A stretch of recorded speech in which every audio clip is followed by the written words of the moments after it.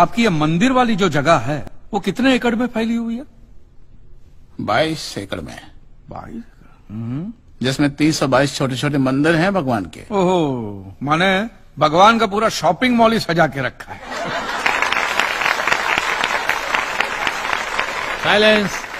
और इन सारे मंदिरों में भगवान की सेवा के लिए 142 पुजारी हैं, समझा? आपके मंदिर के बाहर भिखारी कितने बैठते हो पता है आपको? क्या? भिखारी अंदर की 320 मूर्तियां, 142 पुजारी याद है आपको, लेकिन आप ही के मंदिर के बाहर बरसों से कितने भिखारी बैठते हो याद है आपको?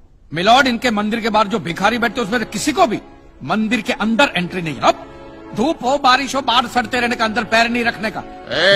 ना मत कहना, ये आप ही के मंदिर के पुजारी ने मुझे बताया था। उसने तो मुझे ये भी बताया था महाराज कि कांजी भाई, ये केस अगर आपको जीतना है ना भैया तो हर सोमवार को आइए। तो मैंने पूछा मिलॉर्ड कि मैं कहाँ हूँ? तो कहते हैं शिव जी के मंदिर में आइए और 1 लोटा दूध चढ़ाइए, फिर देखिए। मैंने बोला ठीक है, ये भी करके देख लेते। तो मिलॉर्ड में पहुंच गया मंडे को दूध का लोटा लेकर। ये लंबी लाइन लगी, सबके सब हाथ में लोटा पकड़ के खड़े हुए थे ऐसे। मैंने सोचा अंदर जरूर कोई दूध पीने वाला होगा, वरना ये सब जब गधे थोड़ी है जो ऐसे लोटा पकड़ के लाइन में खड़े। मेरा नंबर है, मैं अंदर गया, अंदर कोई नहीं था दूध पीने वाला, कोई नहीं। बीच में वो काला पत्थर पड़ा हुआ था, उसे शिवलिंग कहते हैं मूर्ख। हाँ, शिवलिंग पड़ा हुआ था। और वो पत्थर मिलो, वो पत्थर दूध था। और वो पत्थर के बिल्कुल बगल में से छोटी सी पतली सी नाली में से वो सारा दूध बाहर की ओर जा रहा। मैंने बोला कि यस, बाहर तो कोई खड़ा ही खड़ा होगा दूध पीने वाला। देखा बाहर भी कोई नहीं था। वो सारा दूध मिलो उस नाली से निकलकर बाहर गटर में जा, टोटल वेस्ट।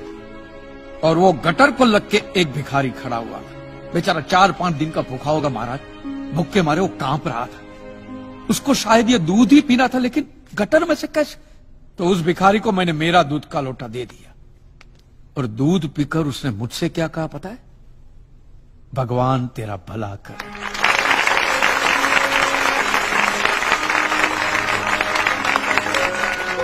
तो मंदिर में आने वाला एक एक इंसान वो पत्थर पे दूध डालने के बजाय किसी गरीब के पेट में डाले ना तो सबसे ज्यादा पुण्य मिलेगा, नहीं? और हाँ मौलवी साहब, किसी दरगाह पे फूलों की चादर उड़ाने के बजाय किसी नंगे फकीर के बदन पे कपड़ों की चादर उड़ाई जाए ना तो अल्लाह को बहुत खुशी मिलेगी। और जीसस के सामने मोमबत्तियां जलाने से अच्छा है किसी गरीब की झोंपड़ी में जलाइए, तो उसके घर में कभी अंधेरा नहीं होगा। क्यों, तुम भी भगवान को नहीं मानते क्या? अरे मैं खुद भगवान हूँ। अच्छा, तो मैं अमिताभ बच्चन हूँ। देखो कांजी, दूध, चद्दर, मोमबत्ती ये सब चढ़ाना एक प्रथा है। भगवान की पूजा अर्चना, इन सब का मूल्य तुम नहीं समझोगे क्योंकि तुम एक नास्तिक हो। जगत की मोह माया से तुम अभी तक मुक्त नहीं हुए। आप तो हो गए हो ना, आप तो बिल्कुल मोक्ष के दरवाजे पे खड़े हो। तो ये जो रीति रिवाज के नाम पे ढोंग चलते उनको बंद करवाइए ना महाराज। शनिवार को हनुमान जी की मूर्ति पे कितना तेल बर्बाद होता है पता है आपको? लोग 2 रुपये के 5 रुपए के सिक्के यूं करके मूर्ति पे चिपकाते हैं। हनुमान जी इन सारे चिल्लर का क्या करेंगे? कांजी भाई बिल्कुल ठीक कह रहे हैं। साईं बाबा अपनी पूरी जिंदगी गरीबों के लिए और गरीबी में जिए। जब तक वो जिंदा रहे तेल की एक एक बूंद के लिए दर बदर भटकते रहे, और आज उनके मरने के बाद उनके लिए करोड़ों का सिंहासन, सोने का मुकुट, किसके लिए बताइए महाराज। एक बात बताइए, जो भी भक्त भगवान की श्रद्धा से सच्चे दिल से भक्ति करता है उस पर तो उस परम कृपालु की कृपा दृष्टि रहती है ना? रहती है ना? आया ना? तो चलिए महाराज मुझे ये बताइए कि अमरनाथ और वैष्णो देवी की यात्रा पे जाती हुई बस नीचे खाई में क्यों गिर जाती? वो तो भगवान की भक्ति के लिए जा रहे थे, श्रद्धा से भजन गाते गाते जा रहे थे, तो भगवान ने डायरेक्टली उनको ऊपर बुला लिया। और आप मुझे एक गाड़ी ऐसी बताइए जिसका एक्सीडेंट हुआ हो और जिसके अंदर भगवान की मूर्ति या फोटोग्राफ ना हो। बताइए बताइए। I object my Lord. From day one ये आदमी बातों को यूं गोल गोल घुमा रहा है। मिस्टर कांजी, ये कोई डिबेट नहीं है अच्छे बुरे की, ये कोर्ट है और यहां प्रूफ चलता है। और हमारे पास प्रूफ है, इंश्योरेंस पेपर्स पर आपके सिग्नेचर्स। इसलिए लीगली आपको कोई हक नहीं बनता इंश्योरेंस कंपनी से पैसे और मांगने। जहां तक हमारा प्रश्न है, बीमा कंपनी के नियमों को हम नहीं मानते। अगर उन्होंने लिख दिया कि भूकंप जज साहब ने करवाया है, तो क्या जज साहब पैसे देंगे? इसी तरह पॉलिसी में भगवान का नाम लिख देने से भगवान पैसे देने के लिए प्रतिबद्ध नहीं होते। अगर आप चाहते कि भगवान आपके पैसे लौटा दे, तो ये प्रूफ करो कि ये भूकंप भगवान ने किया है। किया ही है ना? इन राइटिंग है, कहीं लिखा हुआ तुम्हारे पास है? Any proof? मिलॉर्ड, ये mister kanji, court of law में सिर्फ दलीलों पर फैसले नहीं होते। आपकी दलीलें, आपके आर्गुमेंट्स आम जनता के लिए कितने भी वैलिड क्यों ना हो, लेकिन अगर आप उन्हें साबित नहीं कर सकते हैं तो उनका कोई मतलब नहीं। आपके पास कोई सबूत है? You may please proceed. Your honour, इससे पहले कि मिस्टर कांजी अपने तीखे और कटाक्ष भरे व्यूज बिना किसी रेफरेंस प्रदर्शित करें, मैं उनसे पूछना चाहता हूं कि उनके पास कोई प्रूफ है जिससे वो साबित कर सके कि उनकी दुकान भगवान ने गिराई है।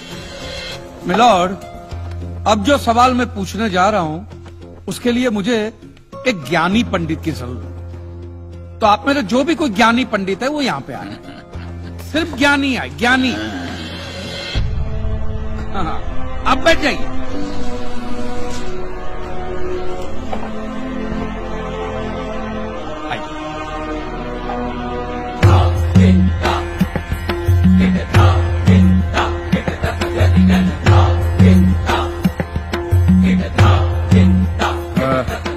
महाराज, आप जो पंडित लोग आपके प्रवचन में जो शास्त्रों की बातें करते हैं, तो शास्त्रों में जो भी लिखा होता है वो सब सही होता है?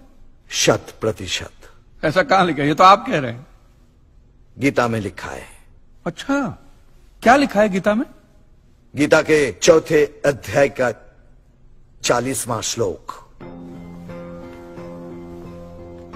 अज्ञस्य अश्रद्धानस्य संशयात्मा विनश्यति, नायम लोकस्ति ना परा ना सुखम संशयात्मना।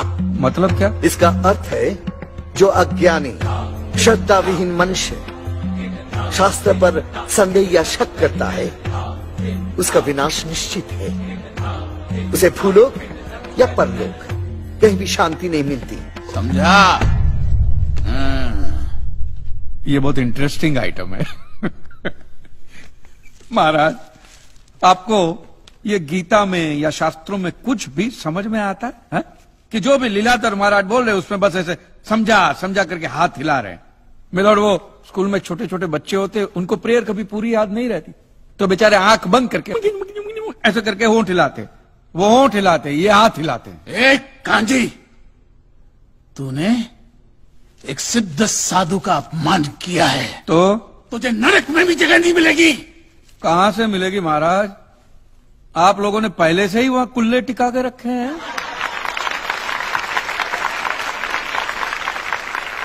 तेरा ये दुस्साहस नास्तिक!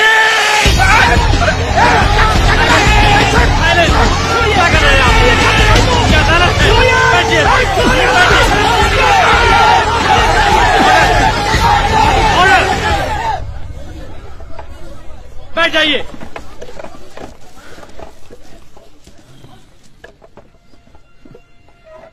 दुखेष्वनु द्विग्न मनः सुखेषु विगत स्पृह वितराग भय क्रोध स्थित धीर मुनि रुच्यते। अध्याय 2 श्लोक 56वां। अर्थात जिस मनुष्य के लिए सुख और दुख समान अवस्था है, जो भय और क्रोध से मुक्त है, जो स्थिर बुद्धि वाला है ना, वही सिद्ध पुरुष कहलाता है।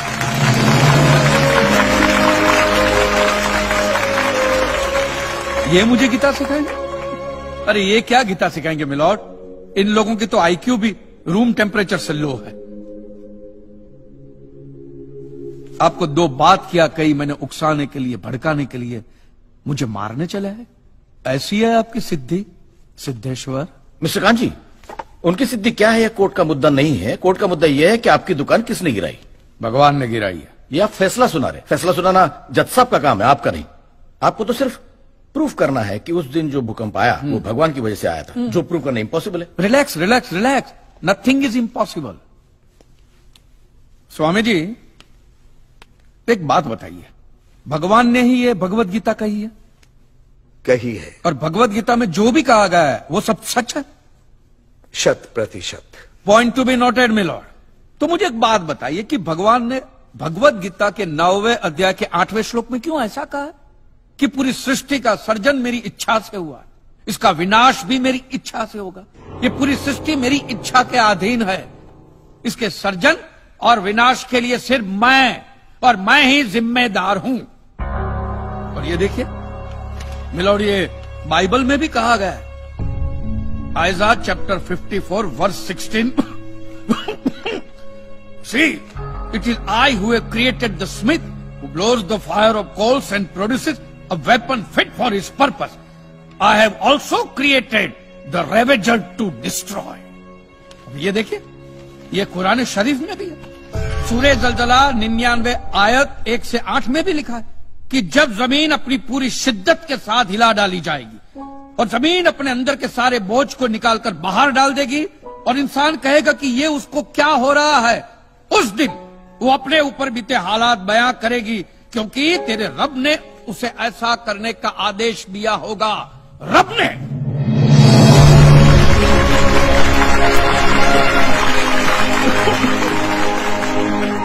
इन सारी बातों का मतलब एक ही होता है मिलॉर्ड, कि ये भगवान द्वारा किए हुए भूकंप से ही मेरी दुकान गिरी है। मतलब it is an act of God. ये सब ऊपर वाले की करनी है और मेरे साथ साथ जिन लोगों का नुकसान ऊपर वाले की वजह से हुआ है उन सब के पैसे भी ऊपर वाला ही देगा।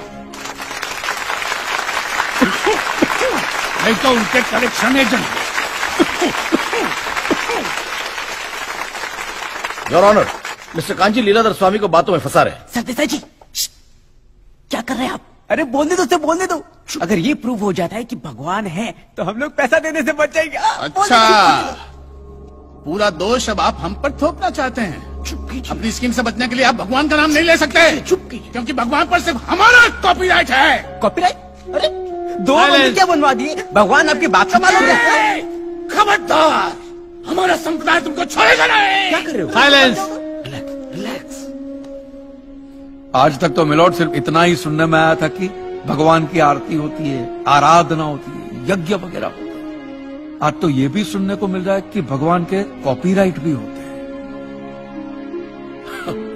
भगवान के कॉपीराइट ऊपर वाले की ब्रांड बना दी गई। आज मुझे विश्वास हो गया है कि भगवान नहीं है, बिल्कुल नहीं है, हो ही नहीं सकता, क्योंकि अगर वो होते तो उसने आप जैसे पाखंडियों को तो कब का उठा लिया होता। मुझे जो करना था वो मैंने साबित कर दिया है मिलॉर्ड। अब इसका पूरा फैसला